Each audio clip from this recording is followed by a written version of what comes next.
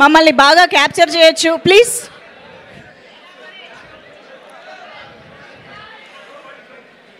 Okay, Vijay Devarakonda గారు.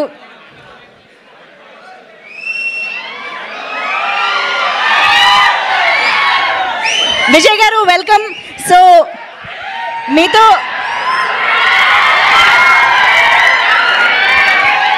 మాట్లాడాల్సిన అడగాల్సిన చాలా ఉన్నాయి, కానీ నేను ఫస్ట్ ఆత్రం ఆపుకోలేక ఒకటే ఒక క్వశ్చన్ అడుగుతున్నా. రౌడీ యాపరల్ నుంచి వీళ్ళకి ఎన్ని షర్ట్లు ఇచ్చారండి? వాళ్ళు కొనుక్కున్నారా, మీరు ఇచ్చారా, వాళ్ళు కొట్టేశారా, ఏం జరిగింది?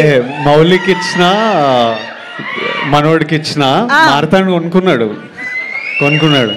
ఆ రోజు నుంచి మాకు వీళ్ళు రౌడీ షర్ట్స్ లోనే కనిపిస్తున్నారు.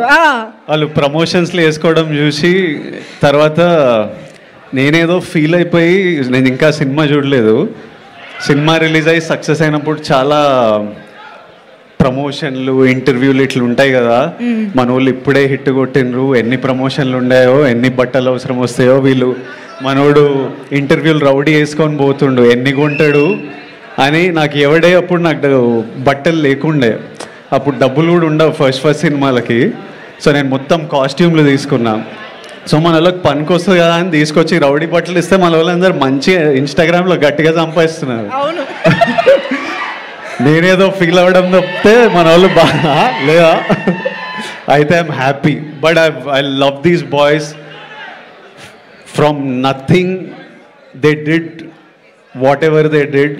ఒక రౌడీ స్పిరిట్ ఉంటేనే అవుతుంది అది. అందరిలో ఫుల్ ఫైర్ ఉంది. So I'm very happy to see rowdy on them. They are all rowdy. Absolutely. We are very happy to see you encouraging and supporting this beautiful talent. Thank you so much. ఇంకా చాలా మాట్లాడతాను, కానీ మీకు తెలియాల్సిన ఇంకో విషయం ఇక్కడ నేను సాయి మార్తాండ్ గారి నుంచి ఒకటి చెప్పిద్దాం అనుకుంటున్నా. ఈ